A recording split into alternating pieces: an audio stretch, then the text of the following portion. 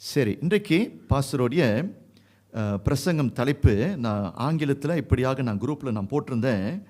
அவர் mysterious solvation. அவர் mysterious solvation அப்படி என்றால் என்ன அர்த்தம்? சரியா, நம்மளுடைய ரட்சிப்பு இருக்குது பார்த்தீங்களா, நம்ம எல்லாரும் ரட்சிக்கப்பட்டிருக்கிறோம். நம்மளுடைய ரட்சிப்பு அதிசயமான ரட்சிப்பு என்று சொல்லி நாம் விளங்கி கொள்ள வேண்டும். அப்படி என்றால் என்ன அர்த்தம்? அதிசயமான ரட்சிப்பு என்று சொன்னால், சரியா, எப்படி நாம் ரட்சிக்கப்பட்டோம் முழுமையாக மனுஷனாலே விளங்கி கொள்ள முடியாது. அது பெரிய ஒரு விந்தை. சரியா, நம்ம அநேக நேரத்தில் நம்ம நினைக்கிறோம், இயேசு கிறிஸ்துவை நான் ஏற்றுக்கொண்டேன், ஆகையாலே நான் ரட்சிக்கப்பட்டேன் அப்படி என்று ஒரு பதில் சொல்லலாம். பிரியமானவர்களே, ஆக்சுவலி நீங்கள் பைபிளை கொஞ்சம் நோண்டி பார்த்தீங்கன்னா, சரியா, அது பாதி உண்மை. ஆனால் அதற்கு மேலாக நிறைய விடைகள் இருக்கிறது, நாம் இன்னும் அறிந்து கொள்ளாமல் இருக்கிறோம். ஒரு உதாரணத்தை நான் சொல்லுகிறேன். இன்றைக்கு ஒரு குழந்தையை தாய் பெற்று எடுக்கிறாங்க. 9 மாதம் அந்த குழந்தையை சுமந்து பெற்று எடுக்கிறாங்க. சரியா, எப்படி குழந்தை உருவாக்கப்பட்டது? நம்ம என்ன சொல்லுவோம்? ஆண் பெண்ணோடைய உடல் உறவு மூலியமாக அந்த குழந்தை உருவாக்கப்பட்டது. 9 மாதத்துக்கு பிறகு அந்த பிள்ளையை பெற்று எடுக்கிறாங்க என்று சொல்லி நம்ம டைரக்டாக நம்ம சொல்லிடலாம். But actually that is not a straightforward kind of answer. Because இன்றைக்கு நான் சொல்லுகிறேன், பெரிய பெரிய டாக்டர்ஸ்மார்கள், ஈவன் த சயின்டிஸ்ட், அவங்க என்ன சொல்கிறாங்க, நீங்கள் சொல்லுகிறபடி அல்ல, அதிலே ஒரு சில அதிசயங்கள் எங்களால் இன்றும் கண்டுபிடிக்க முடியவில்லை. ஒரு கருவு அந்த சரீரத்துக்குள் உருவாக்கப்பட்டு 9 மாதம் அந்த குழந்தை வளருது பாருங்க, பெற்று எடுக்கிறாங்க பாருங்க. அதிலே அதிசயம் ஒன்று என்று சொல்லி இன்றைக்கும் டாக்டர்மார்கள் என்ன சொல்லுகிறார்கள், நாங்கள் இன்னும் முழுமையாய் அநேக காரியத்தை நாங்கள் இன்னும் கண்டுபிடிக்கல என்று சொல்லி அந்த மிஸ்டீரியஸ் எலமெண்ட் அங்கே இருக்குது. அதே போல தான் உங்களுடைய ரட்சிப்பு, என்னுடைய ரட்சிப்பு, கிறிஸ்தவர்கள் ரட்சிக்கப்பட்டவர்கள் என்று சொல்லும் பொழுது, சரியா, அதிலே ஒரு சில மிஸ்திரி இருக்குது. இன்றைக்கு அந்த ஒரு மிஸ்திரியை நம்ம இன்றைக்கு என்ன செய்ய போகிறோம், இன்றைக்கு நாம் பார்க்க நாம் இருக்கிறோம். ஆல்ரைட். ஸோ இன்றைக்கு பாஸ்டர் தெரிந்து கொள்ளப்பட்ட புத்தகம், சரியா, பகுதி யோவான் 1ஆம் அதிகாரம் முதல் 13 வசனத்தை நாம் இன்றைக்கு நாம் தியானம் பண்ண இருக்கிறோம். சரியா, டர்ன் வித் மீ, எல்லாரும் பாஸ்டர் கூட வாங்க. யோவான் 1ஆம் அதிகாரம் முதல் 13 வசனத்தை நாம் என்ன செய்ய போகிறோம், பகுதியாக படித்து நான் ஒரு சில காரியத்தை நான் உங்களுக்கு ஒரு சில காரியத்தை நான் இன்றைக்கு நான் பேச இருக்கிறேன். What I'm going to do now, 13 வசனம் இருக்குது. 3 பகுதியாக அந்த வசனங்களை பிரித்து அந்த ஒவ்வொரு பகுதிக்கும் ஒரு சில அர்த்தங்கள் ஸ்டெப் பை ஸ்டெப் நான் என்ன செய்ய பார்க்கிறேன், உங்களுக்கு நான் சொல்லிக் கொடுக்க நான் இருக்கிறேன். சரி, முதல் பகுதியாக நம்ம என்ன செய்ய போகிறோம், முதல் 5 வசனத்தை வாசிங்க. John chapter 1, we going to read the first 5 verses. எப்படி யோவான், சரியா, இந்த அதிசயமான ரட்சிப்பை எப்படி நமக்கு போதிக்கிறார் என்று சொல்லி நாம் பார்க்க இருக்கிறோம். வாசிங்க. ஆதியிலே வார்த்தை இருந்தது, அந்த வார்த்தை தேவனிடத்தில் இருந்தது, அந்த வார்த்தை தேவனாய் இருந்தது. அவர் ஆதியிலே தேவனோடு இருந்தார். சகலமும் அவர் மூலமாய் உண்டாயிற்று. உண்டானதொன்றும் அவராலே அல்லாமல் உண்டாகவில்லை. அவருக்குள் ஜீவன் இருந்தது, அந்த ஜீவன் மனுஷருக்கு ஒளியாய் இருந்தது. அந்த ஒளி இருளிலே பிரகாசிக்கிறது, இருளானது அதை பற்றி கொள்ளவில்லை. ஓகே, நன்றி. முதலாவது இந்த ரட்சிப்பு பாடம். ரட்சிப்பு ரொம்ப இம்பார்ட்டன்ட். ரட்சிப்பு இல்லாமல் ஒரு மனுஷன் தேவனை அடைய முடியாது. ரட்சிப்பு இல்லாமல் ஒரு மனுஷன் பரலோக ராஜ்யத்தை அடைய முடியாது. ஆகையாலே நீங்கள் இந்த பிரசங்கத்தை கேட்டுக்கொண்டு இருக்கிறீங்க, நான் ரட்சிக்கப்பட்டு இருக்கிறேனா இல்லையா, am I saved person or not, இந்த கேள்விக்கு நீங்கள் சரியான வகையில் பதில் கொடுக்க வேண்டும். உறுதியான பதில் உங்களுக்கு இருக்க வேண்டும். ஏனென்றால் இன்னைக்கு இன்றைக்கு ராத்திரி மரணத்தை சந்திச்சிங்கன்னா, ரட்சிப்பு இல்லாமல் சந்திச்சிங்கன்னா தேவனுடைய ராஜ்யத்தை நம்ம என்ன செய்ய முடியாது, அடைய முடியாது என்று சொல்லி பைபிள் சொல்லுது. அப்போ இந்த யோவான் என்ன பண்ணுகிறாரு, ரட்சிப்பு என்று சொல்லும் பொழுது முதலாவது அது தேவனுடைய செய்கை. ரட்சிப்பு என்று சொல்லும் பொழுது மனுஷன் இடத்திலிருந்து ஆரம்பிக்கவில்லை, ரட்சிப்பு என்று சொல்லும் பொழுது தேவன் எடுத்த இனிஷியேட்டிவ். தட் இஸ் வை அவர் என்ன நமக்கு சொல்லி கொடுக்கிறாரு, John, God the Father sending God the Son. அதாவது பிதாவின் தேவன் என்ன செய்கிறார், தன்னுடைய மகனை உலகத்துக்கு இரட்சகராய் அனுப்புகிறார். அப்படியாக தான் அவர் என்ன செய்கிறார், அந்த பகுதியை அவர் ஆரம்பிக்கிறார். தேவன் சரியா, அவர்தான் இந்த ரட்சிப்பை இனிஷியேட் பண்றாரு. எப்படி இனிஷியேட் பண்றாரு, ரட்சிப்பு யார் மூலியமாக மனுஷனுக்கு ரட்சிப்பு, இயேசு கிறிஸ்து மூலியமாக தான் ரட்சிப்பு. வேற வழி இல்லை, சரியா, வேற நாமம் இல்லை. பைபிள் தெளிவாய் சொல்லுது, இயேசுதான் வழி ரட்சிப்புக்கு, இயேசுதான் வாசல் ரட்சிப்புக்கு, இயேசுதான் ஒரே வழியாக இருக்கிறார். ஆகையால் பிரியமானவர்களே, வேற நாமம் இல்லாமல் வேற மற்றவர்கள், மற்ற குருக்கள் மூலியமாக மனுஷனுக்கு என்ன இல்லை, ரட்சிப்பு இல்லை என்று சொல்லி அவர் ஆரம்பிக்கிறார். ஸோ அவர் என்ன செய்கிறாரு, இந்த இயேசுவானவர் தேவகுமாரன் என்று சொல்லும் பொழுது அவர் யார் என்று சொல்லி முதலாவது நமக்கு எழுதி கொடுக்கிறாரு. இந்த இயேசு கிறிஸ்து யாரு, he was with God from the beginning. இந்த இயேசு கிறிஸ்து யாருங்க, அவர் சாதாரண மனுஷன் அல்ல, உங்களை போல என்னை போல ஒரு சாதாரண மனுஷன் அல்ல. இயேசு ஆதியிலேயே இருந்தார் என்று சொல்லி எழுதியிருக்கிறது. அப்படி என்றால் என்ன அர்த்தம், ஜான் என்ன சொல்ல வராரு, ஆதின்னு சொன்னா என்ன அர்த்தம், தி புக் ஆஃப் ஜெனசிஸ் எங்க ஆரம்பிக்குது, ஆதியிலே தேவன் இருந்தார். அதாவது வானமும் பூமியும் உண்டாக்குகிறதுக்கு முன்பதாகவே தேவன் ஆதியிலே இருந்தார். அப்போ இவர் என்ன சொல்றாரு, உலகம் உருவாக்கப்படுகிறதுக்கு முன்பதாய், மனுஷர்களை தேவன் படைக்கிறதுக்கு முன்பதாய் இந்த இயேசு கிறிஸ்து ஆதியிலே இருந்தார் என்று சொல்லி நாம் பார்க்கிறோம். ஐயா, இயேசு கிறிஸ்து நேத்து வந்தவர் அல்ல, இயேசு கிறிஸ்து வானமும் பூமியும் உண்டாக்குகிறதுக்கு முன்பதாகவே பிதாவின் தேவனோடு ஆதியிலேயே இருந்தார் என்று சொல்லி அப்படியாக ஆரம்பிக்கிறார். ஒன்று. இரண்டாவது, நீங்க பார்த்தீங்கன்னா அவர் என்ன சொல்றாரு, இயேசு கிறிஸ்து ஆதியிலே தேவனோடு இருந்தார், இந்த இயேசு கிறிஸ்து தேவனுக்கு ஒப்பாக இருக்கிறார். இந்த இயேசு கிறிஸ்து யாருங்க, அவர் ஆதியிலே குமாரனாக இருந்தார், உண்மை, ஒரு வார்த்தையாக இருந்தார், உண்மை. இந்த வார்த்தை தேவனுக்கு ஒப்பானவர். இயேசு கிறிஸ்துவை எப்படி நீங்களும் நானும் பார்க்க வேண்டும், நம்மை ரட்சித்தவர். பாட்டு பாடும் பொழுது சொன்னாங்க, ஒரு முக்கியமான ஒரு வார்த்தை, மரணம். இயேசு உலகத்துக்கு வந்தாரு, நமக்காக மரிச்சாரு, உண்மைங்க. ஆனா ஒன்று சொல்றேன், இந்த மரித்தவர் யாருக்கு சமமாக இருக்கிறாரு, தேவனுக்கு அவர் சமமாக இருக்கிறார் என்று சொல்லி அந்த 1ஆம் வசனத்திலே நாம் வாசிக்கிறோம். அடுத்தது ஜான் இந்த ஜீசஸை குறித்து டிஸ்கிரைப் பண்றாரு. ஆதியிலே இருந்தாரு, தேவனுக்கு சமமா இருந்தாரு, இயேசு கிறிஸ்து மூலியமாக தான் சகலமும் உண்டாக்கப்பட்டது. அப்படி என்றால் இயேசு தான் the creator. வானத்தையும் பூமியும் படைத்தவர் யாரு, ஜான் சொல்றாரு, சகலமும் இயேசு கிறிஸ்து மூலியமாக தான் பிதாவின் தேவன் எல்லாவற்றையும் உண்டாக்கினார். மனிதனை உண்டாக்கினவர் யாரு, இயேசு கிறிஸ்து. ஆதாம் ஏவாளை உண்டாக்கினவர் யாரு, இயேசு கிறிஸ்து. அப்படி என்றால் பிரியமானவர்களே, இந்த இயேசு கிறிஸ்துவை நீங்கள் மனிதனாய் பார்க்க கூடாது. அதிலே இருந்தாரு, தேவனுக்கு சமமுடையவர். அவர் மிகவும் வல்லமை பொறிந்தவர். அவர் மூலியமாக சகலமும் உண்டாக்கப்பட்டது என்று சொல்லி நமக்கு இயேசு கிறிஸ்துவை குறித்து அவர் என்ன பண்ணுகிறாரு, ஒரு இன்ட்ரோடக்ஷன் கொடுக்கிறாரு.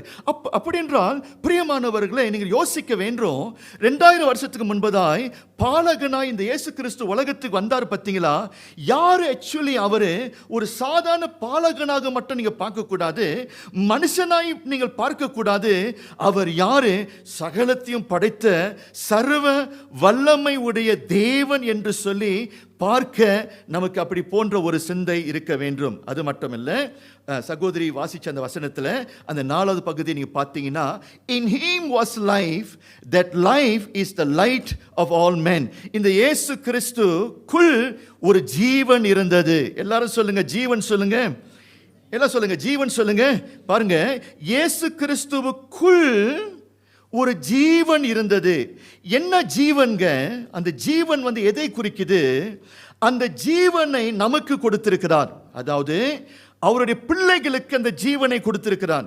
எத்தனை பெயர் இயேசு கிறிஸ்துவின் இடத்திலிருந்து அந்த ஜீவனை பெற்றார்களோ அவர்கள் நித்திய வாழ்க்கையை அடைந்து விட்டார்கள். அப்படி என்றால் இன்றைக்கு நீங்களோ நானோ இயேசுதான் ஆண்டவர் என்று சொல்லி நாம் அவரை விசுவாசிக்கும் பொழுது, அவரை ஏற்றுக்கொள்ளும் பொழுது, அவருக்குள் இருந்த அந்த ஜீவன் நமக்குள்ளாக இருக்குது.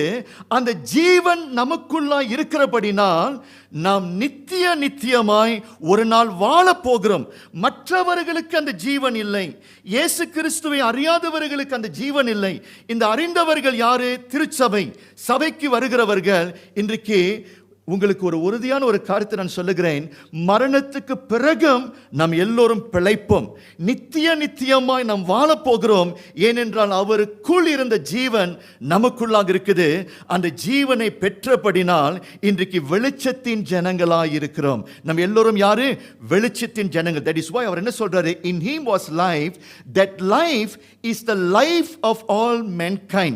இன்னைக்கு இந்த உலகத்தார பாருங்க, அந்த ஜீவன் இல்லாம, வெளிச்சம் இல்லாம சரியா இருளுக்குள்ளாய் மாட்டிக்கொண்டிருக்கிறார்கள்.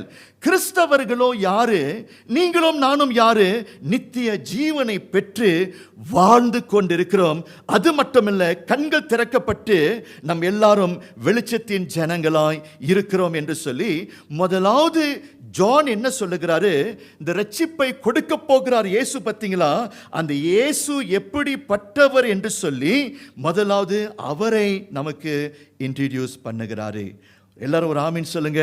ஐயா, இயேசு ஆதியில் இருந்தார், இயேசு தேவனோடு இருந்தார், இயேசு தேவனாக இருந்தார். இயேசு கிறிஸ்து மூலியமாய் சகலமும் உண்டாக்கப்பட்டது. சரியா? அவருக்குள் ஜீவன் இருந்தது. அந்த ஜீவனை உங்களுக்கும் எனக்கும் அவர் கொடுத்திருக்கிறார். தட் இஸ் வாய் நீங்க பாருங்க, ஜீவன் சொன்ன, வெளிச்சம் சொன்ன இந்த உலகத்தில் இருக்கும் பொழுது இயேசு என்ன சொல்லல? ஜீவனை தேடி வாங்க அப்படின்னு சொல்லல, வெளிச்சத்தை தேடி வாங்க அப்படின்னு சொல்லல. இயேசு எப்படி சொன்னாரு? அவரே ஜீவன், அவரே வெளிச்சமா இருக்கிறபடினால் உலகத்தாரை பார்த்து என்ன சொன்னாரு? நானே ஜீவன் சொன்னாரு, நானே வெளிச்சம் என்று சொன்னாரு. அப்படி என்றால் நாம் அவரை ஏற்றுக்கொள்ளும் பொழுது அந்த ஜீவனை பெற்றுக்கொள்ளுகிறோம். வெளிச்சத்துக்குள் நாம் எல்லோரும் வருகிறோம். அப்படியாக தான் ஆரம்பிக்கிறான். சரி, இப்பொழுது இரண்டாவது பகுதியாக, முதலாவது ரட்சிப்பு கொடுக்கிறவர் யாரு என்று சொல்லி நமக்கு வெளிப்படுத்திட்டாரு. இப்போ இரண்டாவது பகுதியாக அவர் என்ன பண்றாரு? எல்லாவற்றையும் உண்டாக்கின சர்வ வல்லமை உடையவர் தேவன் இயேசு கிறிஸ்து இப்பொழுது மனுஷனை ரட்சிக்க இப்பொழுது உலகத்துக்கு வந்தாராம். ஆமீன் சொல்லுங்க. நல்ல யோசனை பண்ணி பாருங்க. வானம் எனது சிங்காசனம், பூமி எனது பாதப்படி. கடவுள் மனுஷனோடு கூடியா இருக்கவே முடியாது. அவர் சகலத்தையும் படைத்தவர். யூகித்து பாருங்க, சகலத்தையும் படைத்தவர் என்று சொன்னால் சர்வ வல்லமை உடையவர் என்று சொல்லும் பொழுது எவ்வளவு வல்லமை பொறிந்தவராக இருப்பார், எவ்வளவு மகிமையின் தேவனாக இருப்பார். நல்ல யோசனை பண்ணி பாருங்க. தட் இஸ் வாய் ஏசாயா என்ன சொல்றாரு? ஒரு நாள் இந்த கிறிஸ்துவை, இந்த தேவனை தரிசனத்திலே பார்த்தாரா? எப்படி பார்த்தாரு? உயர்ந்த ஒரு இடத்தில் அவர் வீற்றிருக்கிறார். உயர்ந்த ஒரு இடத்தில் தேவன் வீற்றிருக்கிறார். நாம் இந்த பூமியில வாழ்ந்து கொண்டிருக்கிறோம். இந்த படைத்தவர் எங்க இருக்கிறாரு? உயரமும் மகா பரிசுத்தம் உள்ளவராய் உயர்ந்த ஒரு இடத்தில் வீற்றிருக்கிறாரா? அவர் வீட்டிருக்கின்ற இடம் மகா வெளிச்சம் உள்ள ஒரு இடம். ஒரு மனுஷன் அங்க போக முடியாது. அது மட்டும் இல்ல, அவர் எங்கதான் இருக்கிறார் என்று சொல்லி ஒரு மனுஷனும் கண்டுபிடிக்க முடியாது. அப்படியாக ஒரு இடத்தில் அவர் குடியாய் இருக்கிறார். இப்போ ஜான் என்ன சொல்றாரு?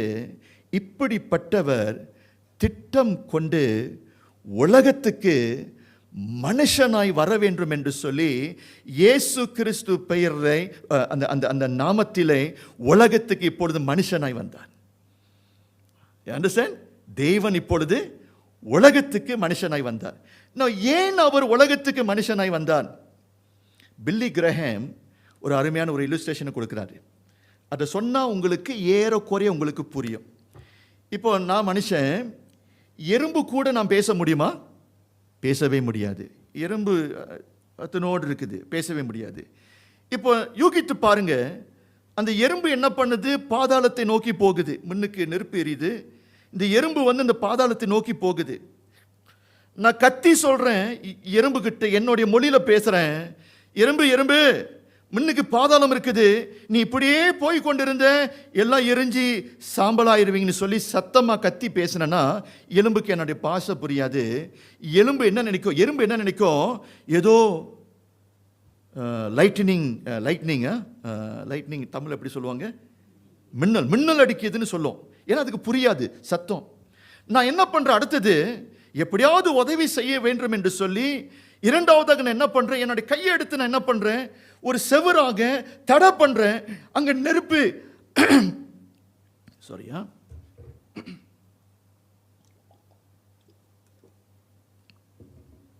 முன்னுக்கு அக்கினி இருக்குது, போகாதுன்னு சொல்லி என்னுடைய கையை வைக்கிறேன்.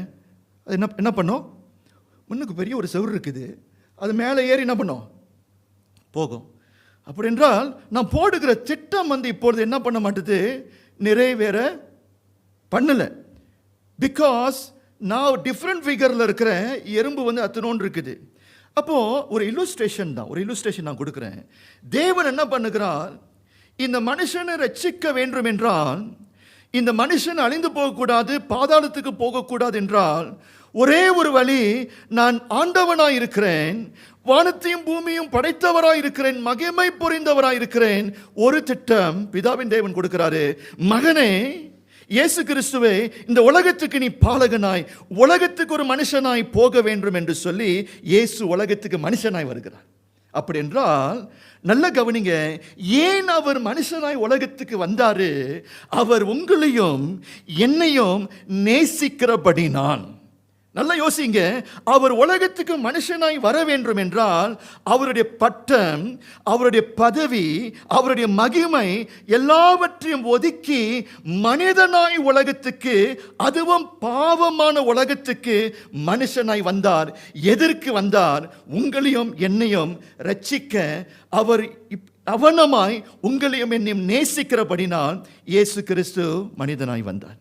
பாருங்க, இப்பொழுது இயேசு கிறிஸ்து சகலத்தையும் படைத்தவர் உலகத்துக்கு வந்த பிறகு உலகத்தார் வந்து என்ன செய்தார்கள்? உலகத்தார் இந்த இரட்சகரை, அதாவது ரட்சிப்பை கொடுக்க இந்த கொடுக்க வந்தார் பார்த்தீங்களா இயேசு கிறிஸ்து. இந்த இயேசு கிறிஸ்துவை உலகத்தார் எப்படி பார்த்தார்கள் என்று சொல்லி விளக்கம் சொல்றாரு. வாசிங்க இப்பொழுது 2வது செக்ஷன் 9 10 வாசிங்க இப்பொழுது. அதே அதிகாரம் வசனம் 9 10. உலகத்திலே வந்து எந்த மனுஷனையும் பிரகாசிப்பிக்கிற ஒளியே அந்த மெய்யான ஒளி. அவர் உலகத்தில் இருந்தார், உலகம் அவர் மூலமாய் உண்டாயிற்று, உலகமோ அவரை அறியவில்லை. நான் இங்கிலீஷ்ல வாசிக்கிறேன். The true light that gives light to everyone was coming into the world. He was in the world, and through him the world was made. Through him the world did not recognize him. He came to that which was his own, but his own did not receive him. என்ன நடந்துச்சு?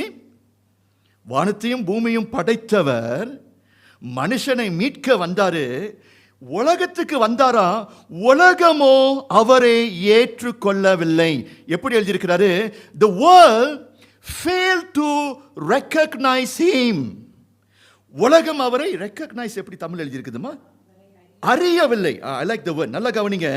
ஒரு சிலர் அவரை அறியலன்னு அப்படின்னு எழுதல. எப்படி எழுதியிருக்குது? உலகமோ அவரை அறிந்து கொள்ளவில்லை என்று சொன்னால் என்ன அர்த்தம்? உலகத்திலே வாழ்ந்த எல்லா மனுஷர்களும் இந்த இயேசு கிறிஸ்து குமாரனாய் உலகத்துக்கு வரும்பொழுது ஒருத்தரும் அவரை அறிந்து கொள்ளவில்லை. அது ஒன்று. இரண்டாவது, சொந்த ஜனங்களை இப்பொழுது தேடி வந்தார். உலகத்தில் அவருடைய சொந்தக்காரர்கள் இருந்தாங்க. யாரு சொந்தக்காரர்கள்? யூதர்கள். யூதர்களை தேவன் பழைய ஏற்பாட்டிலேயே தெரிந்து கொண்டார். ஆபிரகாமுடைய வம்சத்தார். அவருடைய சொந்த ஜனம் யூதர்களை தேடி வந்தார், யூதர்களோ அவரை ஏற்றுக்கொள்ளவில்லை. So that means உலகம் அவரை அறிந்து கொள்ளவில்லை. இந்த சொந்தக்காரர்கள் என்ன செய்யல, அவரை ஏற்றுக்கொள்ளவில்லை என்று சொல்லி பைபிள் சொல்லுது. அப்படி என்றால் மொத்தத்திலே ஜான் நமக்கு என்ன சொல்றாரு, யோவான் இந்த புத்தகத்தை நமக்கு எழுதி கொடுத்திருக்கிறாரு. இந்த இரட்சகர் சொன்ன பார்த்தீங்களா, நம்மை நேசிக்கிறவர் சொன்ன பார்த்தீங்களா, நமக்கு ஜீவனாக இருக்கிறாரு, அவர் மூலியமாக வெளிச்சத்தை நம்ம பெற்றோம், அவர் மூலியமாக தான் நித்திய வாழ்க்கையை நாம் பெற்றிருக்கிறோம். அவரை பரலோகம் உலகத்துக்கு அனுப்பிவிட்டது. மனுஷர்களோ அவரை ஏற்றுக்கொள்ளாமல் அவரை தள்ளிவிட்டார்கள். அதை சொல்ல வராரு. அது மட்டும் இல்லை, அதுல ரொம்ப ஒரு முக்கியமான ஒரு பாயிண்ட், அந்த உலகம் அந்த வார்த்தையை பயன்படுத்துறாரு பாருங்க. நீங்க கிரேக் மொழியில பார்த்தீங்கன்னா John was using the word cosmos. காஸ்மாஸ்னா என்ன அர்த்தங்க, ஒரு சிலர் அவரை ஏற்றுக்கொண்டார்கள், ஒரு சிலர் அவரை ஏற்றுக்கொள்ளவில்லை. அது அவருடைய பாயிண்ட் இல்லை. அவருடைய பாயிண்ட் என்னது, அந்நியர்களும் இயேசு கிறிஸ்துவை ஏற்றுக்கொள்ளவில்லை, இந்த யூதர் ஜனங்களும் கிறிஸ்துவை ஏற்றுக்கொள்ளவில்லை. மொத்தத்திலே உலகம் என்ன பண்ணிருச்சு, அந்த இரட்சகரை ரிஜெக்ட் பண்ணிருச்சு. ரட்சிப்பு எங்களுக்கு வேண்டாம் என்று சொல்லி உலகம் தள்ளிவிட்டது. அது சொல்ல வராரு. விளங்குதா? நான் இப்பொழுது ஒரு கேள்வி, நீங்க எல்லாம் யோசிக்கலாம், ஏன் பாஸ்டர் உலகம் தேவனை தள்ளிவிட்டது? ஏன் உலகம் இந்த இரட்சகரை தள்ளிவிட்டது? நல்ல யோசனை பண்ணி பாருங்க. நீங்க நல்லா திங்க் பண்ணுங்க. இயேசு உலகத்தில் இருக்கும் பொழுது ஜனங்கள் அவரை ஏற்றுக்கொள்ளவில்லை. எவ்வளவு எவ்வளவு வேதனையாக அவருக்கு இருந்திருக்கும். எனக்கு 2 பிள்ளைங்க இருக்கிறாங்க, பொம்பளை பிள்ளைங்க. சின்ன வயசுலேருந்து தாலாட்டி அன்பு கொடுத்து எல்லாவற்றையும் நம்ம என்ன செய்கிறோம், கொடுக்குறோம். அன்பை கொடுக்குறோம், உயிரே கொடுக்க தயாராக இருக்கிறோம். இப்போ பிள்ளை, என்னுடைய சொந்த மகன் என்னை பார்த்து, நீங்க யாரு, நீ என்னுடைய தகப்பனார் அல்ல, என்னுடைய சொந்த பிள்ளைகள் என்னை தள்ளினால் எவ்வளவு பெரிய வேதனையாக இருக்கும் ஐயா. that is why ஜீசஸ் இந்த உலகத்தில் இருக்கும் பொழுது அவருடைய கேரக்டரிஸ்டிக் நீங்க நல்லா படிச்சு பார்த்தீங்கன்னா, காஸ்பல் ரைட்டர் எப்படி எழுதியிருக்கிறாங்க, அவர் இந்த உலகத்தில் இருக்கும் பொழுது அவருக்குள் ஒரு துன்பம் இருந்துச்சாம், அவருக்குள் ஒரு ஆழமான கவலை இருந்துச்சாம். ஏன் துன்பம், ஏன் கவலை? இந்த உலகத்திலே அவர் இருக்கும் பொழுது புறக்கணிக்கப்பட்டவராய் அவர் வாழ்ந்து கொண்டிருந்தார். அவருக்குள்ளாய் அந்த மாதிரி ஒரு காயம், துன்பம் இருந்தது. ரிமெம்பர், எருசலேமுக்கு அவர் கடைசியாக போகிறாரு. அந்த சொந்த ஜனங்கள் என்ன பண்ணுகிறார்கள், இயேசுவை ஏற்றுக்கொள்ளவில்லை. எருசலேமே எருசலேமே என்று சொல்லி இயேசு என்ன பண்ணுகிறாரு, மிகவும் வேதனையோடு அந்த யூதர் ஜனங்களை பார்த்து எருசலேமே எருசலேமே என்று சொல்லி அவர் என்ன பண்ணுகிறாரு, கண்ணீரோடு அந்த வார்த்தையை, வேதனையோடு அந்த வார்த்தையை சொன்னாரு. Because the people have rejected the Messiah, the Christ. இப்போ இது ரொம்ப முக்கியமான ஒரு கேள்வி, ஏன் உலகம் அவரை புறக்கணித்தது? ஏன் உலகம் அவரை ரெக்கக்னைஸ் பண்ணல? Why? யாரால சொல்ல முடியும்? இதோடைய மூல பிரச்சனை என்னது? நீங்க இதை நன்றாய் விளங்கிக் கொள்ளணும். நீங்க இதை விளங்கிக் கொள்ளலன்னா உங்களுடைய ரட்சிப்போடைய மதிப்பு உங்களுக்கு தெரியாது. ஐயா நான் சொல்றேன், அந்த உலகம்னு பாஸ்டர் சொன்னார் பார்த்தீங்களா, அந்த உலகத்தில் நாங்க இல்லை, அப்படி சொல்லவே கூடாது. ஒரு காலகட்டத்தில் நீங்களும் அந்த உலகமாய் இருந்தீர்கள். நம்ம எல்லோரும் அவரை தள்ளினோம். இப்போ என்னுடைய கேள்வி, ஏன் உலகம் அவரை தள்ளியது? ஏன் மனுஷர்கள் அவரை தள்ளினார்கள்? ஓகே, ஒரு அருமையான ஒரு ஊழியக்காரர் இருந்தார், சென்ட் ஆகஸ்டின் த ஹிப்போ. பெரிய ஒரு ஸ்காலர், பைபிள் ஸ்காலர், ஆல்ரைட், ரட்சிக்கப்பட்ட ஒரு மனுஷன். அவர் அருமையான ஒரு கருத்தை சொல்றார். நான் கேட்ட கேள்விக்கு நல்ல ஒரு பதில் சொல்றார். ஏன் நீங்களும் நானும் கிறிஸ்துவை ரிஜெக்ட் பண்ணினோம்? அவர் சொல்றார் இப்படி, every man brings into the world a nature already so corrupt that he is not only more inclined to evil than to good, but he can do nothing but sin and is on this account subject to the righteous sentence of condemnation. என்ன சொல்ல வராரு? நம்ம எல்லோரும் யாருடைய வம்சத்தாரு? ஆதாமுடைய வம்சத்தார். நமக்கு எல்லாருக்கும் தெரியும் ஆதாம் பாவம் செய்தார். ஆதாம் ஏவாள் பாவம் செய்தாங்க. அவர்கள் பாவம் செய்தபடினால் நம்ம எல்லோரும் யாரு? அவருடைய பிள்ளைகளாக இருக்கிறோம். பாருங்க, இந்த ஆதாம் ஏவாள் பாவம் செய்தபடினால் பாவம் என்ன பண்ணுது? பாவ ஜென்மம் என்ன பண்ணுது? தலைமுறையாக எல்லாரையும் கவ்வி பிடித்தது. நம்ம எல்லோரும் பாவியாக இருக்கிறோம். நான் அடிக்கடி சொல்லுவேன், ஏன் நம்ம பாவம் செய்கிறோம்? ஏன் நமக்கு பாவ உணர்ச்சி இருக்குது? நல்ல கவனிங்க, நாம் எல்லோரும் பாவத்திலே பிறந்தபடினால் பாவத்தை செய்கிறோம். விளங்குதா இல்லையா? நம்ம எல்லோரும் இந்த உலகத்துக்கு ஆதாம் பரம்பரையிலே வந்தபடினால் மனுஷனாய் பிறந்தபடினால் நம்ம எல்லோரும் பாவம் செய்கிறோம். அப்படி என்றால் இந்த உலகத்திலே ஆதாம் கோத்திரத்திலிருந்து வந்தவள் பாவம் செய்யாம இந்த உலகத்திலே வாழவே முடியாது. ஏனென்றால் ஆதாம் செய்த பாவம், அந்த ஃபாலன் நேச்சர், ஆங்கிலத்தில் சொல்லுவாங்க, அந்த ஃபாலன் நேச்சர் சொல்லும் பொழுது அந்த அந்த அந்த நம்மளோட நேச்சர்னு சொன்னால் நம்மளுடைய nature, how they say in Tamil, nature வந்து நம்மளுடைய எப்படிமா நம்மளுடைய இயற்கையான சுபாவம். இந்த இயற்கையான சுபாவம் வந்து வீழ்ச்சி அடைந்தது. வீழ்ச்சி அடைந்த சுபாவத்தோடு தான் நாம் எல்லோரும் இந்த உலகத்துக்கே வந்தோம். நல்லா யோசனை பண்ணி பாருங்க. ஒரு குழந்தை பெற்றெடுக்கிறோம். ஒரு குழந்தையை பெற்றெடுக்கும் பொழுது நன்மை தீமை அறியாத குழந்தை, பாவம் செய்யாத குழந்தை. தாவீது சொல்றாரு, ஆண்டவனே, என்னுடைய தாயின் கருவிலை நான் இருக்கும் பொழுது, தாயின் கருவிலை நான் உருவாக்கப்படும் பொழுது பாவத்திலே கர்ப்ப தரிக்கப்பட்டேன்னு சொன்னாரு. அப்படி என்றால் உங்களுடைய தாயோடைய கருவில் நீங்கள் உருவாக்கப்படும் பொழுதே எப்படி உலகத்துக்கு வந்தீங்க? பாவத்திலே பிறந்துட்டீங்க, பாவத்திலே உருவாக்கப்பட்டுட்டீங்க. தேவனுடைய பார்வையிலே குழந்தையாய் இருந்தாலும், நன்மை தீமை அறியாத ஒரு குழந்தையாய் இருந்தாலும், தேவனுடைய பார்வையிலே அந்த குழந்தை யாரு? பாவியாக இருக்கிறது. ஸோ நம்ம எல்லோரும் யாராக இருக்கிறோம்? பாவியாக இருக்கிறோம்.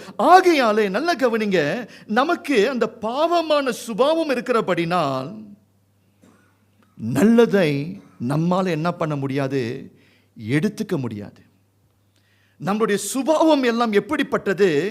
கரைப்பட்டதா இருக்கிறபடினால் நம்முடைய செய்கை, நம்முடைய சிந்தனை, நம்மளுடைய இருதயம், ஆக்ஷன் எல்லாம் எப்படியாக இருக்குது? அது பொல்லாதாக இருக்குது. To you know that? நம்ம எல்லாரும் ரொம்ப பொல்லாதவங்க தெரியுமா? Have you ever realise that? பாருங்க, ஒரு உதாரணத்தை நான் சொல்றேன். நோவா காலகட்டத்தில் நீங்க ஆதியாகமம் 6ஆம் அதிகாரத்துக்கு வாங்க.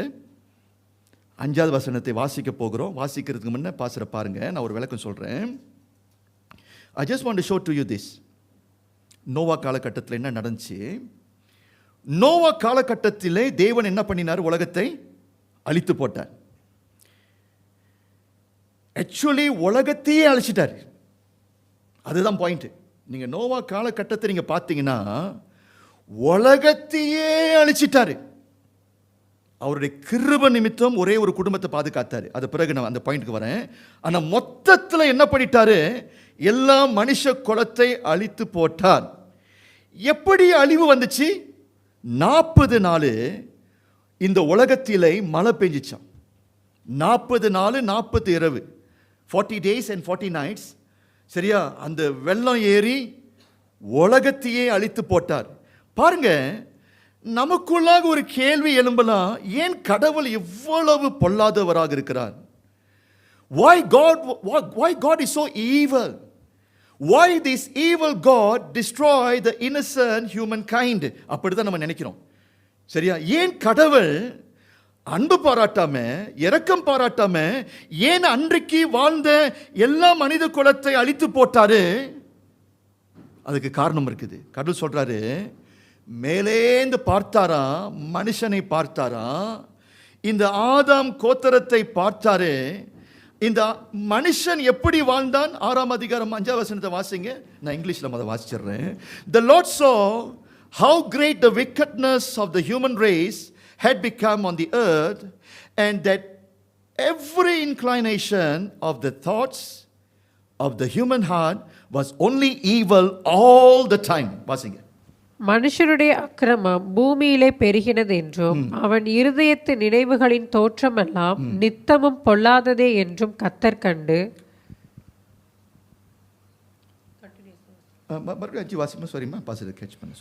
மனுஷருடைய அக்கிரமம் பூமியிலே பெருகினது என்றும் அவன் இருதயத்து நினைவுகளின் தோற்றமெல்லாம் நித்தமும் பொல்லாததே என்றும். கர்த்தர் அங்க என்ன பார்த்தாரு? What God saw? மேலே என்ன பார்த்தாரு? மனுஷனுடைய இருதயத்தையும் மனுஷனுடைய சிந்தனையும் பார்த்தாரு. இன்னைக்கு தேவன் எதை பார்க்கிறாரு? வெளிய தோற்றத்தை தேவன் பார்க்க மாட்டான். வெளிய தோற்றம் ரொம்ப சூப்பர்ஃபிஷியல். வெளிய தோற்றத்தை பார்த்து ஒரு முடிவுக்குள்ளாய் வரவே முடியாது, ஏமாத்திரலாம். வெளிய தோற்றத்திலே வேஷத்தை போட்டு கடவுளை ஏமாத்திரலாம். இங்க கர்த்தர் பார்க்கிறாரா? அந்த நோவா காலகட்டத்திலே மனுஷனுடைய இருதயத்தை பார்த்தார், மனுஷனுடைய சிந்தையை பார்த்தாரு. அவனுடைய இருதயமும் அவனுடைய சிந்தனை எல்லாம் எப்படியாக இருந்ததா? அழுக்கா இருந்தது. அது வந்து தேவனுடைய பார்வையில் ஈவலா இருந்துச்சா? அவன் யோசிக்கிறது, அவன் சிந்திக்கிறது எல்லாம் தவறா இருந்துச்சு, தாறுமாறா இருந்துச்சு, தேவனுக்கு விரோதமாக இருந்தது. பிரியமானவர்களே, இன்றைக்கு பாஸ்டர், இன்றைக்கு உங்களை பார்த்து நான் சொல்கிறேன், என்னை பார்த்து நான் சொல்கிறேன், இன்றைக்கும் மனுஷனுடைய இருதயம், மனுஷனுடைய சிந்தை எப்படியாக இருக்குது? கரைப்பட்டதாக இருக்குது. அதில் ஒன்றும் சுத்தம் இல்லை. சரியா? நம்ம தேவனுக்கு விரோதமாகவே நம்ம என்ன பண்ணி கொண்டிருக்கிறோம்? செயல்பட்டு கொண்டிருக்கிறோம். அவ்வளவு அசுத்தம். நம் கரைப்பட்டவர்கள். சொல்லுங்க, நான் கரைப்பட்டவன். சொல்லுங்க. This is us. This is us. That is why நல்லா பாருங்க, நம்ம விழுந்து போன சுபாவம் நமக்கு உண்டு சொன்னேன். நான் பாவமுள்ளவர்கள் என்று சொன்னேன், கரைப்பட்டவர்கள் என்று சொன்னேன். இப்படி போன்ற மனுஷங்கிட்ட முன்னுக்கு இது நன்மை, இது தீமை அப்படின்னு சூஸ் பண்ண சொல்றேன். கடவுள் சொல்றாரு, முன்னுக்கு நல்ல வழி, தப்பான வழி. இங்க நன்மை இருக்குது, இங்க தப்பு இருக்குது. சரியா? இந்த விழுந்து போன மனுஷனை பார்த்து சூஸ் பண்ண சொன்னா, தெரிந்து கொள்ள சொன்னா, மனுஷனுடைய இன்க்ளைனேஷன் எங்க போகும்? கடவுள் அண்டைக்கு அவன் வரவே மாட்டாங்க. அவனுக்குள் அந்த விழுந்து போன வீழ்ச்சி, அந்த சுபாவம் இருக்கிறபடினால் இயற்கையாகவே மனுஷன் எதை தேடி போவான்? தப்பான வழியை தான் தேடி போவான். கெட்ட பழக்க வழக்கத்துக்குள்ளாக தான் போய் சிக்குவான். அவன் தேவனை தேடவே மாட்டான், இருளை தான் தேடுவான் என்று சொல்லி அதை ஜான் நமக்கு சொல்ல வராரு. You see what John trying to say? அவரே வெளிச்சத்தின் தேவன், உலகத்துக்கு வெளிச்சமாய் வந்தாரு. ஆனா மனுஷன் இருளுக்குள்ளாய் இருக்கிறபடினால் அந்த நன்மையை தெரிந்து கொள்ளவில்லை, ரட்சிப்பை அவன் தெரிந்து கொள்ளவில்லை என்று சொல்லி, the evil, the wickedness, our wickedness, because of that we have rejected God. அப்படி என்றால் என்ன கன்க்ளூட் பண்றாரு? மனுஷர்கள் இயற்கையாகவே நல்லதை சூஸ் பண்ண மாட்டோம், இயற்கையாகவே வெளிச்சத்துக்குள் வர மாட்டோம். இயற்கையாகவே மனுஷர்கள் தேவனுக்குள் வரவே மாட்டோம்னு சொல்லி நம்மளுடைய பாவ சுபாவத்தை நமக்கு வெளியப்படுத்துகிறார். விளங்குதா இல்லையா? ஸோ நம்ம எல்லாரும் பாதாளத்துக்கு போக வேண்டியவர்கள். Because given a choice, and இருக்கிறாங்க, அண்ட் இது ரைட்டுக்கு போனீங்கன்னா and you will reach the destination. நீங்கள் ரைட்டுக்கு போனீங்கன்னா அங்கே தான் நன்மை இருக்குது, நான் ஏன் கிட்ட சொல்கிறேன். ஆனால் நீங்கள் லெஃப்ட்டுக்கு போனீங்கன்னா அங்கே என்ன இருக்குது? அங்கே பாதாளம் இருக்குது, இருள் இருக்குது. சரியா? தேவனுக்கு விருப்பம் இல்லாத சில காரியங்கள் இருக்குது. நான் சொன்னேன்னா ஏன் வீட்டில் போய் யோசிச்சுட்டு ஏனுக்குள்ளாய் கரை, ஏனுக்குள்ளாய் இந்த பாவ சுபாவம் என்ன ஒரு முடிவுக்குள்ளாய் வர வைக்கோனா, நான் பொல்லாதனா சூஸ் பண்ணிக்கிறேன்னு சொல்லி இயற்கையாகவே அவர் inclination will go towards wickedness. That is why இந்த நோவா காலகட்டத்தில் தேவன் மேலேந்து பார்க்கும் பொழுது அவனுடைய இருதயம் எதுக்கு நேராக போகுது? பாவத்துக்கு நேராக தான் மறுபடியும் மறுபடியும் போனதை தேவன் கண்டுபிடித்தார். இன்னைக்கு நம்மளுடைய வாழ்க்கையில் இது எவ்வளோ உண்மையாக இருக்குது. மாறணும்னு சொல்லி முயற்சி எடுக்கிறோம், மாறவே முடியலையே. பாவத்தை மேற்கொள்ளணும்னு சொல்லி முயற்சி எடுக்கிறோம், பாவத்தை மேற்கொள்ள முடியலையே. ரைட்டு தானே? இதை செய்யக்கூடாது, இது கெட்ட பழக்கம், கடவுளுக்கு விருப்பம் இல்லை என்று சொல்லி முயற்சி எடுக்கிறோம், அங்கே தானே போய் நொட்டிக்கிட்டு இருக்கிறோம். ரைட்டு தானே? பிரியமானவர்களே, இதை குறித்து நீங்கள் ரொம்ப அதிசயப்படக்கூடாது, அதிசய பண்ண வேண்டாம். ஏன்னா நமக்குள்ளாய் அந்த பாவ சுபாவம் இருக்கிறபடினால். That is why John Mark Arthur, இன்னொரு பாஸ்டர் இதை குறித்து ரொம்ப அழகாக சொல்றாரு. Man's nature is so corrupt that he has neither the will nor the power to come to Christ unless drawn by the Spirit. அப்படின்னா அவர் என்ன சொல்றாரு? கடவுள் உங்களை கீழே இறங்கி அவர் உங்களை இழுத்து கொள்ளலன்னா நீங்களும் நானும் என்ன பண்ண முடியாது, அவர்கிட்ட வரவே முடியாது. சொல்றது விளங்குதா இல்லையா? கடவுள் இங்க கீழே இறங்கி சரியா உங்களையும் என்னையும் தூக்கி விடலனா நம்ம எல்லாரும் அழிந்து போயிருப்போம். ரைட்டு தானே? அப்படி என்றால் இப்போ try to connect the point. இன்னைக்கு நம்ம எல்லாரும் ரட்சிக்கப்பட்டவர்களாய் இருக்கிறோம் என்று சொல்லும் பொழுது அது உங்களுடைய முயற்சியா, அது உங்களுடைய பலத்தில் ரட்சிக்கப்பட்டு இருக்கிறோமா, அல்லது எல்லாம் அவருடைய சுத்த கிருபையிலே நான் ரட்சிக்கப்பட்டேன் என்று சொல்லுகிறோமா? which is which? You must understand, even given a choice, you will never do the good things. That is why God sent the only Son to the world. நம்மை ரட்சிக்க உலகத்துக்கு வந்தாரு. அதை சொல்லி கொடுக்க அவர் என்ன பண்றாரு? பார்ட் பை பார்ட் நமக்கு ஒரு சில ரெவலேஷன் நமக்கு கொடுக்கிறாரு. விளங்குதா இல்லையா? ஸோ அப்போ ரெண்டாவது பகுதியில் நம்மளுடைய பாவ சுபாவம் நமக்குள்ளா இருக்கிறபடினால் நாம் என்ன செய்ய மாட்டோம்? இயேசுவை பார்த்து நீங்க தான் எங்களுடைய இரட்சகர் என்று சொல்லி ஏற்றுக்கொள்ளவே முடியாது சொந்த பலத்தில். You follow me? All right, now come to the third point. இங்க தான் நான் சொல்றேன், நம்மளுடைய ரட்சிப்பு அதிசயமானது. ஹல்லேலூயா! நம்முடைய ரட்சிப்பு அதிசயமானது. ஏன் அதிசயம் என்று சொல்லுகிறேன்? அந்த வசனத்தை வாசிச்சாலேயே உங்களுக்கு கொஞ்சம் குழப்பமா இருக்கும். That is why I said அங்க கன்ஃபியூஷன் இருக்குது. But I feel there is a mystery hidden on the next two verses. எல்லாரும் அதை படிக்கணும், நன்றாய் விளங்கிக் கொள்ளணும். மூன்றாவதாக கடைசி பகுதியாக இப்பொழுது 12-13 வாசிங்க. ஆமா, நீங்க போகிறதுக்கு முன்ன let me recap. ஜீசஸ் யார் என்று சொல்லி நம்ம பார்த்துட்டோம். ரைட்? இப்போ உலகத்தை ரட்சிக்க, பாவியை ரட்சிக்க உலகத்துக்கு இயேசு என்ன பண்ணிட்டாரு? வந்துட்டாரு. இப்போ வந்த பிறகு எப்படி ரட்சிப்பை கொடுத்தார் என்று சொல்லி நமக்கு விளக்கம் சொல்றாரு. வாசிங்க இப்பொழுது 12-13 வாசிங்க. அவருடைய நாமத்தின் மேல் விசுவாசம் உள்ளவர்களாய் அவரை ஏற்றுக்கொண்டவர்கள் எத்தனை பேர்களோ அத்தனை பேர்களும் தேவனுடைய பிள்ளைகளாகும்படி அவர்களுக்கு அதிகாரம் கொடுத்தார். ஓகே, என்ன சொல்ல வராரு? நீங்க எல்லாரும் இதை படிச்சீங்க. இங்கிலீஷில் எப்படி எழுதியிருக்குதுன்னா, let me read in English. You try to இதை கொஞ்சம் யூகித்து பாருங்க. என்ன சொல்ல வராரு? Yet to all who did receive him, to those who believed in his name, he gave the right to become children of God. அப்படின்னு அர்த்தம் Susan. Very simple, right? இயேசு முன்னுக்கு நிற்கிறாரு. இயேசு கேள்வி கேட்கிறாரு, யார் யாரெல்லாம் என்னை ஏற்றுக்கொள்ள போறீங்க? யார் யாரெல்லாம் என்னை நம்புறீங்க அப்படின்னு இயேசு இந்த மாதிரி ஒரு சத்தமா உங்களை பார்த்து, உலகத்தாரை பார்த்து இந்த கேள்வி கேட்டா, அதுல ஒரு சிலர் என்ன பண்ணுவார்கள்? ஏற்றுக்கொண்டாங்கன்னா அவங்களுக்கு என்ன இருக்குது? நித்திய ஜீவன் இருக்குது. ஸோ தட் மீன்ஸ் உங்களுடைய அக்செப்டன்ஸ், உங்களுடைய ஃபெய்த்து. சரியா? அண்ணன் சொல்றாரு, புதுசா வந்திருக்கிறீங்க அண்ணன், சரியா?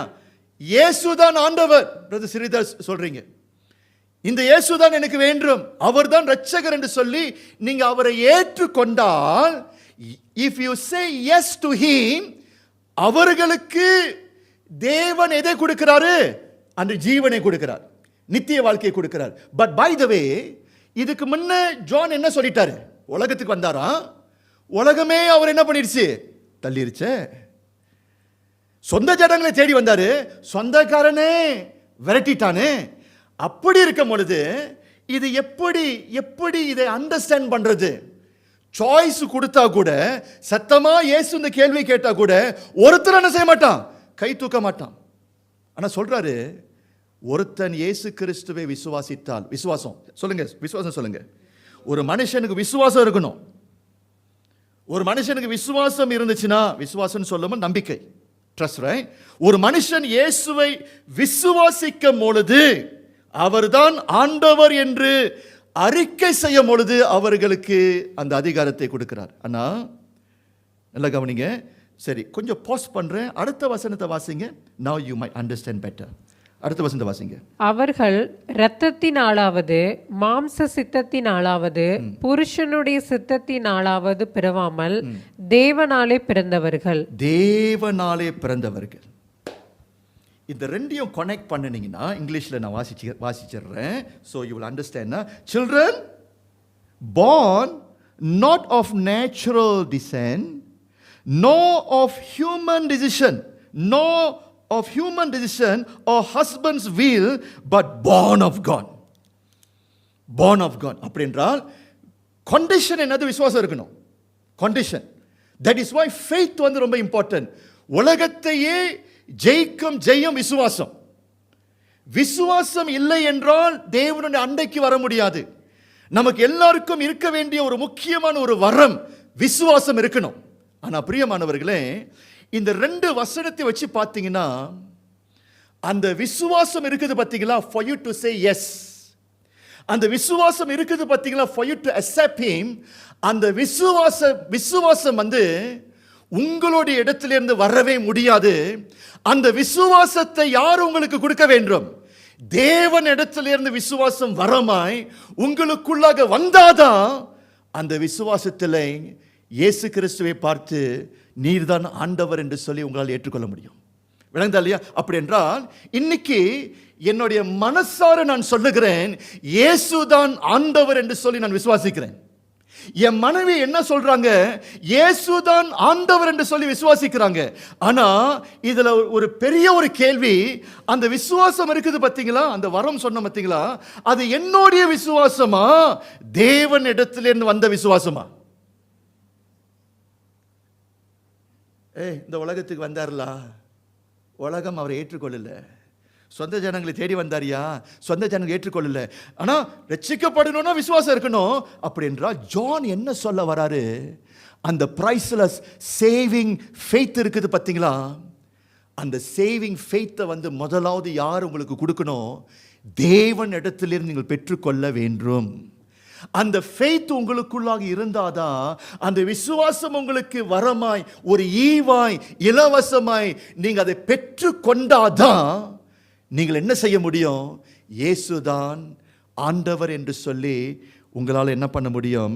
ஏற்றுக்கொள்ள முடியும். இது உண்மையா பாஸ்டர் சொல்றது? சரி, இப்பொழுது ஒரு வசனத்தை வாசிங்கள்.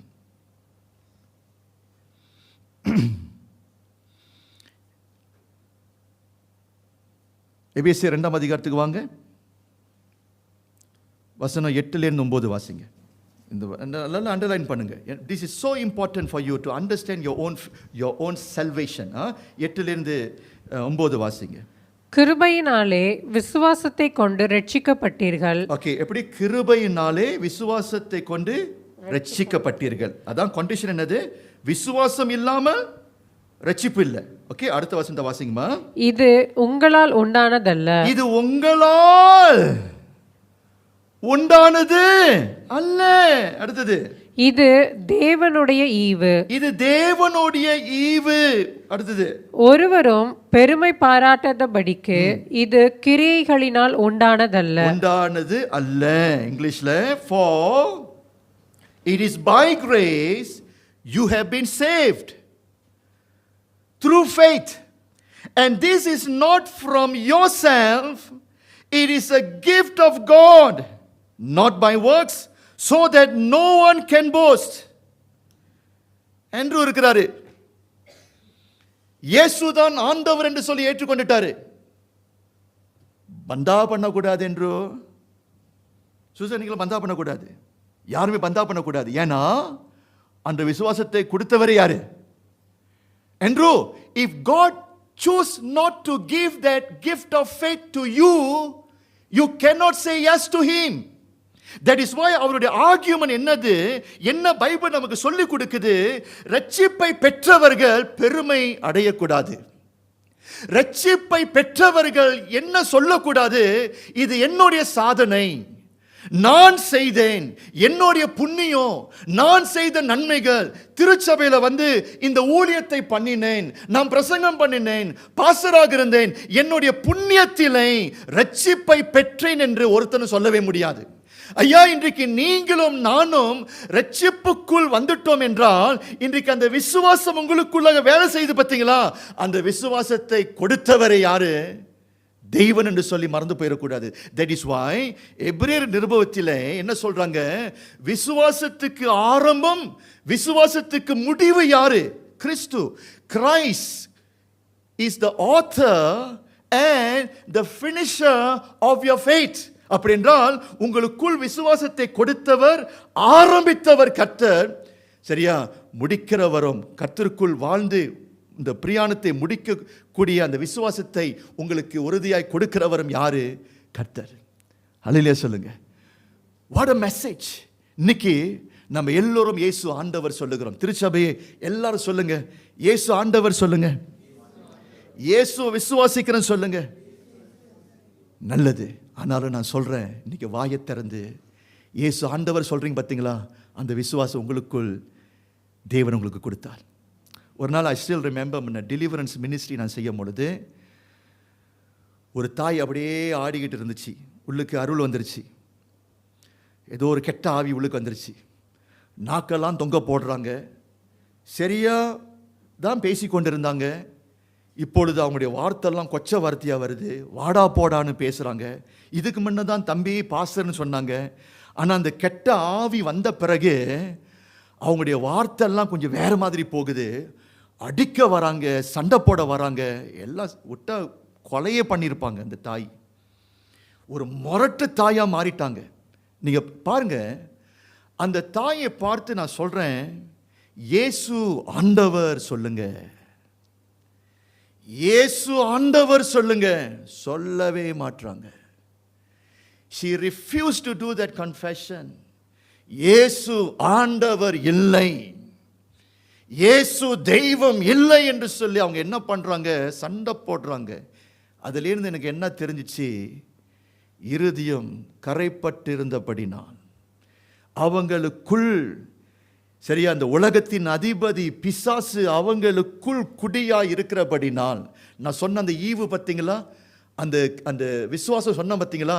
அந்த விசுவாச வரத்தை அந்த தாய் பெறாதபடினால் ஒரு காலமும் அவங்க என்ன பண்ண முடியாது? சொந்த புத்தியில, சரியா, சொந்த யோசனையில இயேசு ஆண்டவர் என்று அவங்களால சொல்லவே முடியாது.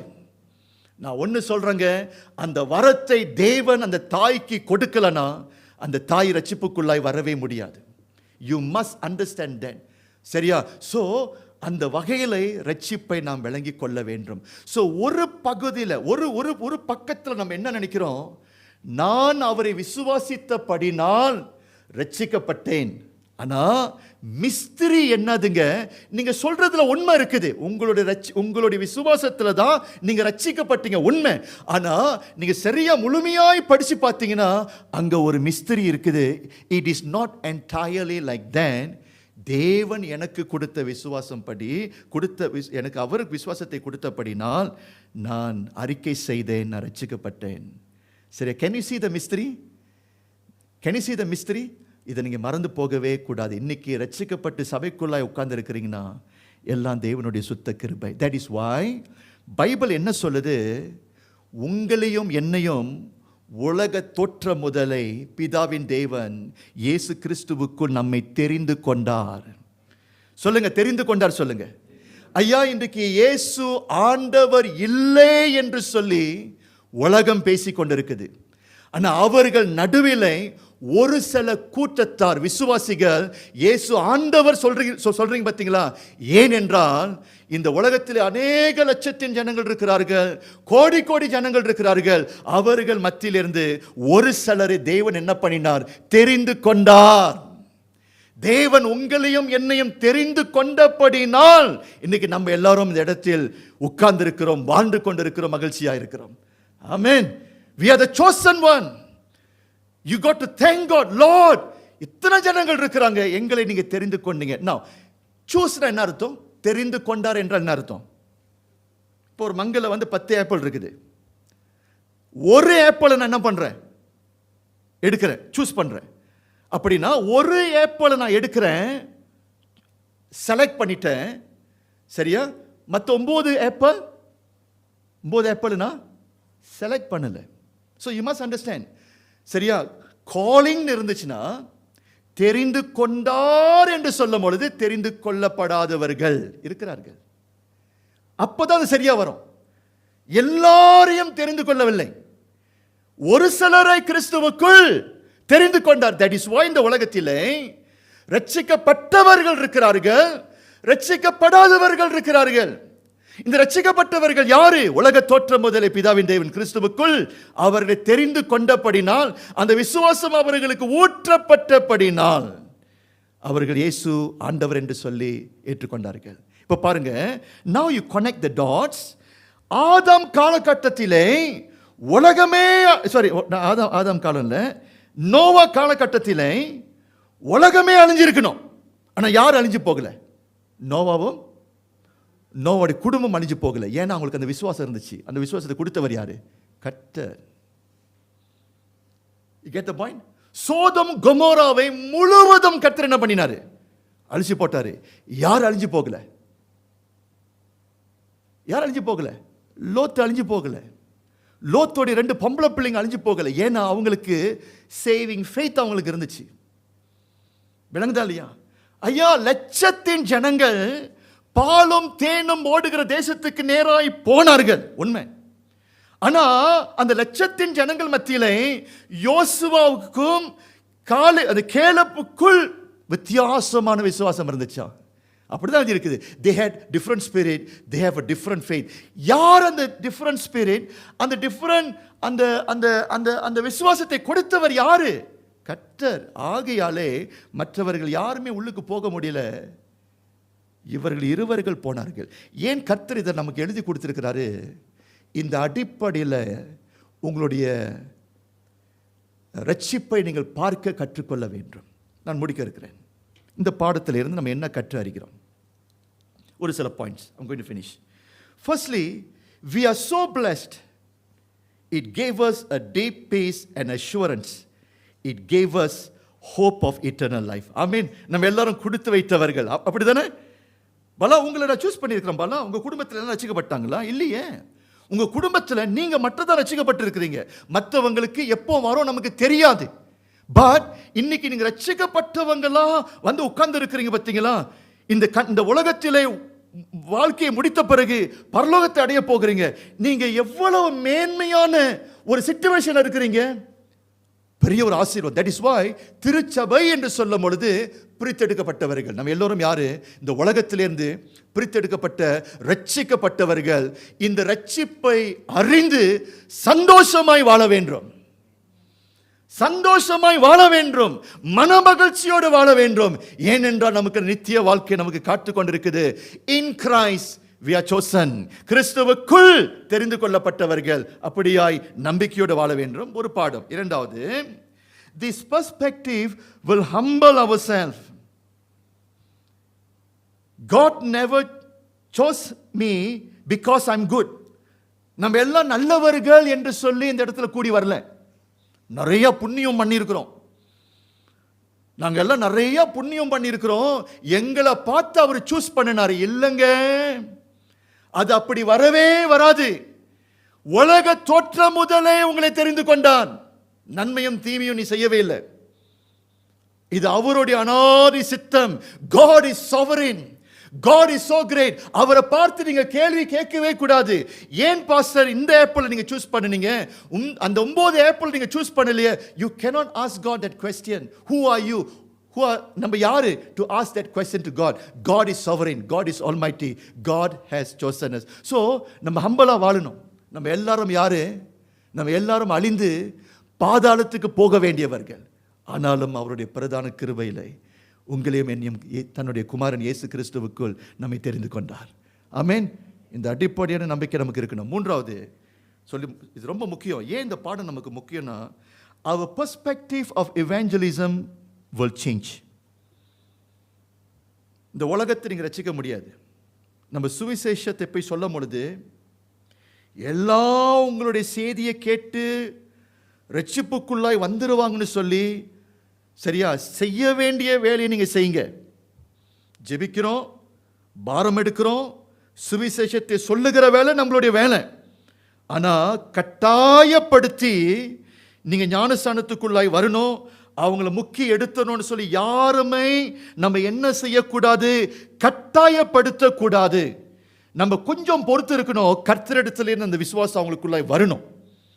நம்மளுடைய வேலை என்னது? அந்த விசுவாச வரத்துக்காய் காத்திருக்கணும். சொல்ற வேலை என்னுடைய வேலை. நம்மளுடைய வேலை என்னது?